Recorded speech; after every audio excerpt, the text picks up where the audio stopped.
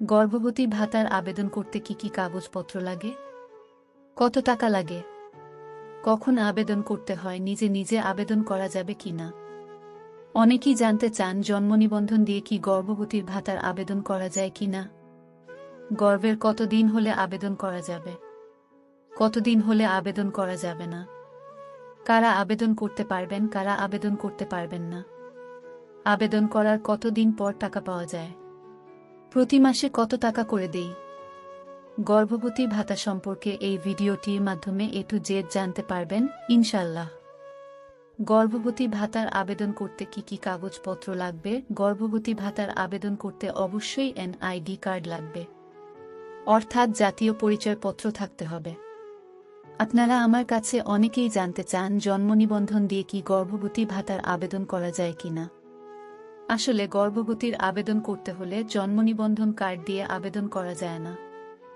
অবশ্যই voter ID card থাকতে হবে।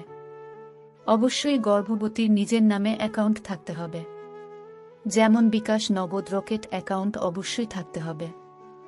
স্বাস্থ্য ও পরিবার পরিকল্পনা দপ্তর প্রদত্ত ANC কার্ড থাকতে হবে।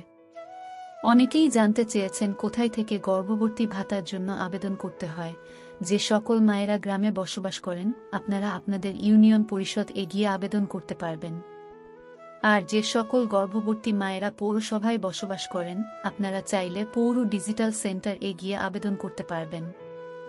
এখন আমরা জানব গর্ভবতী ভাতার জন্য কারা কারা আবেদন করতে পারবেন। গর্ভবতী ভাতার জন্য আবেদন করতে হলে অবশ্যই বয়স 20 থেকে 35-এর মধ্যেই হতে হবে। গর্ভবতীর বয়স 20 বছরের কম হলেও আবেদন করতে পারবেন না।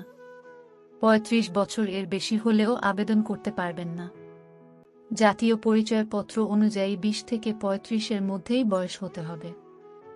গর্ভবতী ভাতার আবেদন করার সময় 4 থেকে 6 মাসের গর্ভবতী হতে হবে। অর্থাৎ যখন গর্ভবতী ভাতার জন্য আবেদন করবেন, তখন আপনার গর্ভের বাচ্চার বয়স হতে হবে 4 থেকে 5 মাস এর মধ্যেই হতে হবে। কম হলেও আবেদন করতে পারবেন না, বেশি হলেও আবেদন করতে পারবেন না। কাজী আপনার গর্ভের বাচ্চার বয়স যখন 5 থেকে 6 মাসের মধ্যেই থাকবে, তখন আপনি গর্ভবতী ভাতার জন্য আবেদন করতে পারবেন। এখন আমরা জানব কখন গর্ভবতী ভাতার জন্য আবেদন করবেন। প্রতি মাসের 1 থেকে 20 তারিখের মধ্যেই ইউনিয়ন পরিষদ গিয়ে গর্ভবতী ভাতার আবেদন করতে পারবেন। 20 তারিখের পর কোনো ভাতার আবেদন কার্যকর করা হবে না। এই জন্য 1 থেকে 20 তারিখের মধ্যেই আবেদন সম্পূর্ণ করতে হবে।